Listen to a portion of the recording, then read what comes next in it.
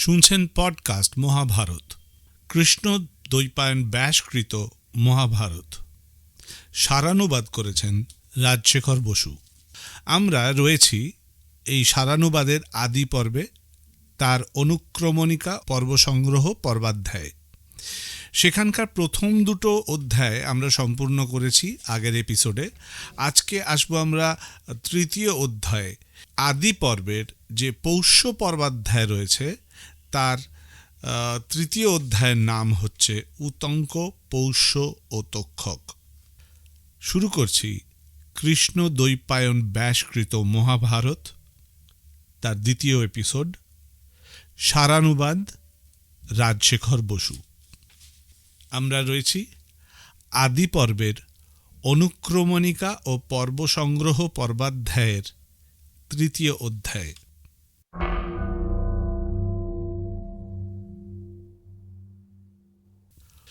উপাধ্যায়ের আজ্ঞা নিয়ে বেদ গৃহস্থাশ্রমে প্রবেশ করলেন। তার 3টি শিষ্য হল। তিনি শিষ্যদের বলতেন না যে এই কর্ম করো বা আমার শুশ্রূষা করো। গুরু গৃহবাসের দুঃখ তিনি জানতেন, সেজন্য শিষ্যদের কষ্ট দিতে চাইতেন না। কিছুকাল পরে জনমেজয় এবং পৌষ্য নামে আর এক রাজা বেদকে উপাধ্যায়ের পদে বরণ করলেন। একদা বেদ যাজন কার্যের জন্য বিদেশে যাওয়ার সময় উতঙ্ক নামক শিষ্যকে বলে গেলেন, আমার প্রবাসকালে গৃহে যে বিষয়ের অভাব হবে তুমি তা পূরণ করবে। উতঙ্ক গুরুগৃহে থেকে সকল কর্তব্য পালন করতে লাগলেন। একদিন আশ্রমের নারীরা তাকে বললে,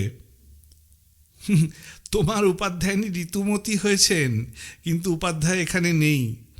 ঋতু যাতে নিষ্ফল না হয় তুমি তা করো।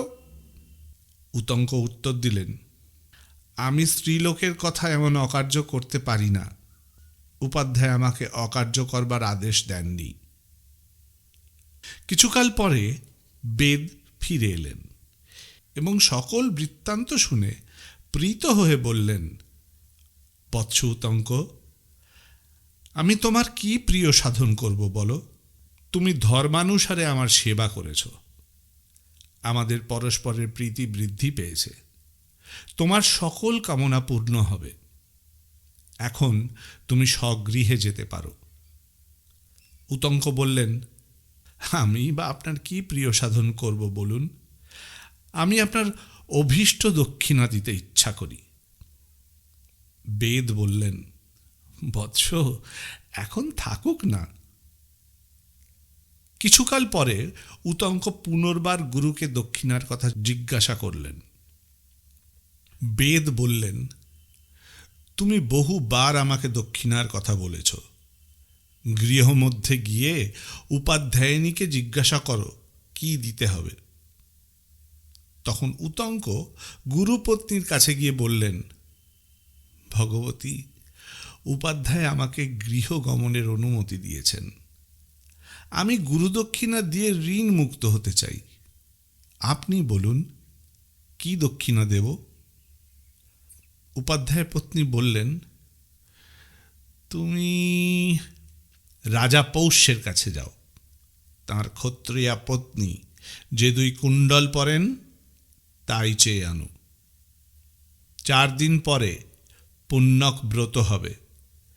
তাতে আমি ওই কুণ্ডলে শোভিত হয়ে ব্রাহ্মণদের পরিবেশন করতে ইচ্ছা করি। তুমি আমার এই অভীষ্ট পূর্ণ করো, তাতে তোমার মঙ্গল হবে, কিন্তু যদি না করো তবে অনিষ্ট হবে। উতঙ্ক কুণ্ডল আনবার জন্য যাত্রা করলেন। পথে যেতে যেতে তিনি প্রকাণ্ড বৃষে আঢ়ুড় এক মহাকায় পুরুষকে দেখতে পেলেন। সেই পুরুষ বললেন, উতঙ্ক, তুমি এই বৃষের পুরীষ ভক্ষণ করো। উতঙ্ককে অনিচ্ছুক থেকে তিনি বললেন, উতঙ্ক, খাও, বিচার করো না, তোমার উপাধ্যায়ও পূর্বে খেয়েছেন। তখন উতঙ্ক বৃষের মলমূত্র খেলেন এবং দাঁড়িয়ে উঠে সত্বর আচমন করে পৌষ্যের নিকট যাত্রা করলেন। পৌষ্য তাকে বললেন, ভগবান, কি আজ্ঞা বলুন। উতঙ্ক কুণ্ডল প্রার্থনা করলে রাজা বললেন, আপনি অন্তঃপুরে গিয়ে মহিষীর কাছে চেয়ে নিন। মহিষীকে দেখতে না পেয়ে ফিরে এসে পৌষ্যকে বললেন, আমাকে মিথ্যা কথা বলা আপনার উচিত হয়নি, অন্তঃপুরে মহিষী নেই। পৌষ্য ক্ষণকাল চিন্তা করে বললেন, নিশ্চয়ই আপনি উচ্ছিষ্ট আছেন, মানে এঁটো মুখে আছেন। অসুচি ব্যক্তি আমার পতিব্রতা ভার্যাকে দেখতে পায় না। উতঙ্ক স্মরণ করে বললেন, আমি এখানে শীঘ্র আসবার জন্য দাঁড়িয়ে আচরণ করেছিলাম, সেই জন্য এই দোষ হয়েছে। উতঙ্ক তখন পূর্বমুখে বসে হাত পা মুখ ধুলেন এবং 3 বার নিঃশব্দে ফেনশূন্য অনুষ্ণ হৃদ্যজল পান করে 2 বার মুখাদি ইন্দ্রিয় মুছলেন। তারপর তিনি অন্তঃপুরে গিয়ে মহিষীকে দেখতে পেলেন। উতঙ্কের প্রার্থনা শুনে মহিষী প্রীত হয়ে তাকে কুণ্ডল দিলেন এবং বললেন, নাগরাজ তক্ষকই কুণ্ডল দুটির প্রার্থী, অতএব সাবধানে নিয়ে যাবেন। উতঙ্ক সন্তুষ্ট হয়ে পৌষ্যের কাছে এলেন। পৌষ্য বললেন, ভগবান, সৎপাত্র সহজে পাওয়া যায় না। আপনি গুণবান অতিথি, আপনার সৎকার করতে ইচ্ছা করি। উতঙ্ক বললেন, গৃহে যে অন্ন আছে তাই শীঘ্র নিয়ে আসুন। অন্ন আনা হলে উতঙ্ক দেখলেন তা ঠান্ডা এবং তাতে চুল রয়েছে। তিনি বললেন, আমাকে অসুচি অন্ন দিয়েছেন, অতএব আপনি অন্ধ হবেন। পৌষ্য বললেন, আপনি নির্দোষ অন্যের দোষ দিচ্ছেন, এজন্য আপনি নিঃসন্তান হবেন। উতঙ্ক বললেন, অসুচি অন্ন দিয়ে আবার অভিশাপ দেওয়া আপনার অনুচিত। দেখুন না অন্ন অসুচি কিনা। রাজা অন্ন দেখে অনুমান করলেন এই শীতল অন্ন কোনো মুক্তকেশী স্ত্রী এনেছে, তারই কেশ এতে পড়েছে। তিনি ক্ষমা চাইলে উতঙ্ক বললেন, আমার বাক্য মিথ্যা হয় না। আপনি অন্ধ হবেন, কিন্তু শীঘ্রই আবার দৃষ্টিশক্তি ফিরে পাবেন। আমাকে যে শাপ দিয়েছেন তাও যেন না ফলে। রাজা বললেন, আমার ক্রোধ এখনো শান্ত হয়নি। ব্রাহ্মণের হৃদয় নবীন তুল্য, কিন্তু বাক্যে তীক্ষ্ণধার খুর থাকে। ক্ষত্রিয়ের এর বিপরীত। আমি শাপ প্রত্যাহার করতে পারি না, আপনি চলে যান।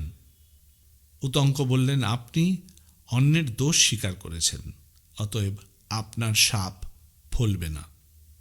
এই বলে তিনি কুণ্ডল নিয়ে চলে গেলেন। উতঙ্ক যেতে যেতে পথে এক নগ্ন খপনক দেখতে পেলেন।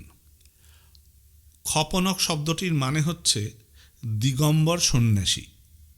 সে মাঝে মাঝে অদৃশ্য হচ্ছে। তিনি কুণ্ডল দুটি ভূমিতে রেখে স্নানাদির জন্য জলাশয়ে গেলেন এবং সেই অবসরে খপনক কুণ্ডল নিয়ে পালিয়ে গেল।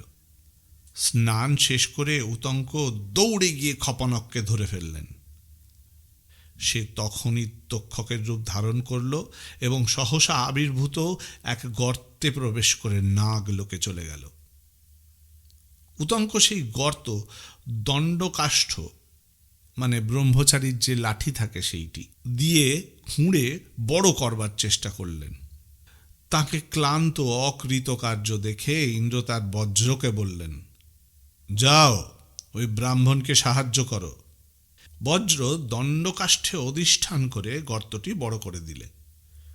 উতঙ্ক সেই গর্ত দিয়ে নাগলোকে গেলেন এবং নানাবিধ প্রাসাদ, হর্ম, ক্রীড়াস্থানাদি দেখতে পেলেন। কুণ্ডল ফিরে পাওয়ার জন্য তিনি নাগগণে স্তব করতে লাগলেন। তারপর দেখলেন 2 স্ত্রী তাঁতে কাপড় বুনছে, আর তার কতক সুতো কালো, কতক সাদা। 6 কুমার এই দ্বাদশ অরযুক্ত একটি চক্র ঘোরাচ্ছে, আর একজন সুদর্শন পুরুষ এবং একটি অশ্বও সেখানে রয়েছে। উতঙ্ক এই সকলেরও স্তব করলেন। সেই পুরুষ উতঙ্ককে বললেন, তোমার স্তবে প্রীত হয়েছি, কি অভীষ্ট সাধন করব বলো। উতঙ্ক বললেন, নাগগণ আমার বশীভূত হোক। পুরুষ বললেন, তুমি এই অশ্বের গুহ্য দেশে ফুৎকার দাও। উতঙ্ক ফুৎকার দিলে অশ্বের সমস্ত ইন্দ্রিয় দ্বার থেকে সধূম অগ্নিশিখা নির্গত হয়ে নাগলোকে ব্যাপ্ত হল। তখন ভীত হয়ে তক্ষক তার বাসভবন থেকে বেরিয়ে এসে বললেন, এই নিন আপনার কুণ্ডল। কুণ্ডল পেয়ে উতঙ্ক ভাবলেন, আজ উপাধ্যায়িনীর পুণ্যক ব্রত, আমি বহু দূরে এসে পড়েছি, কি করে তার ইচ্ছা পূর্ণ করব। সেই পুরুষ তাকে বললেন, তুমি অশ্বে আরূঢ় হয়ে যাও, ক্ষণমধ্যে তোমার উপাধ্যায়ের গৃহে পৌঁছবে। উপাধ্যায়িনী স্নান করে কেশ সংস্কার করছিলেন এবং উতঙ্ক এলেন না দেখে তাকে শাপ দেওয়ার উপক্রম করছিলেন। এমন সময় উতঙ্ক এসে প্রণাম করে কুণ্ডল দিলেন। তারপর তিনি উপাধ্যায়ের কাছে গিয়ে সকল বৃত্তান্ত জানালেন। উপাধ্যায় বললেন, তুমি যেই দুই স্ত্রীকে বস্ত্র বয়ন করতে দেখেছ, তারা ধাতা ও বিধাতা। কৃষ্ণ ও শ্বেত সূত্র রাত্রি ও দিন, 6 কুমার, 6 ঋতু, চক্রটি সম্বৎসর, তার 12 অর, 12 মাস। যিনি পুরুষ তিনি স্বয়ং ইন্দ্র এবং অশ্ব অগ্নি। তুমি যাবার সময় পথে যে বৃষ দেখেছিলে, সে ঐরাবত, আর তার আরোহী ইন্দ্র। তুমি যে পুরিশ খেয়েছ, তা অমৃত। নাগলোকে তোমার বিপদ হয়নি, তার কারণ ইন্দ্র আমার সখা, তাঁর অনুগ্রহে তুমি কুণ্ডল আনতে পেরেছ। সৌম্য, তোমাকে অনুমতি দিচ্ছি, স্বগৃহে যাও, তোমার মঙ্গল হবে। উতঙ্ক তক্ষকের ওপর প্রতিশোধ নেবার সংকল্প করে হস্তিনাপুরের রাজা জনমেজয়ের কাছে গেলেন। জনমেজয় তখন তক্ষশিলা জয় করে ফিরে এসেছেন। মন্ত্রীরা তাকে ঘিরে আছেন। উতঙ্ক যথাবিধি আশীর্বাদ করে বললেন, মহারাজ, যে কার্য করা উচিত ছিল তা না করে আপনি বালকের ন্যায় অন্য কার্য করছেন। জনমেজয় তাকে সম্বর্ধনা করে বললেন, আমি ক্ষাত্র ধর্ম অনুসারে প্রজা পালন করে থাকি, আমাকে আপনি কি করতে বলেন। উতঙ্ক বললেন, আপনার পিতা মহাত্মা পরীক্ষিতের যে প্রাণ হরণ করেছে, সেই দুরাত্মা তক্ষকের ওপর আপনি প্রতিশোধ নিন। সেই নৃপতির চিকিৎসার জন্য কাশ্যপ এসেছিলেন, কিন্তু তক্ষক তাকে ফিরিয়ে দিয়েছিল। আপনি শীঘ্র সর্পসত্রের অনুষ্ঠান করুন এবং জ্বলিত অগ্নিতে সেই পাপীকে আহুতি দিন। তাতে আপনার পিতার মৃত্যুর প্রতিশোধ হবে। আমিও প্রীত হব, কারণ সেই দুরাত্মা আমার বিঘ্ন করেছিল। উতঙ্কের কথা শুনে জনমেজয় তক্ষকের উপর অতিশয় ক্রুদ্ধ হলেন এবং শোকার্ত মনে মন্ত্রীগণকে পরীক্ষিতের মৃত্যুর বিষয়ে জিজ্ঞাসা করতে লাগলেন।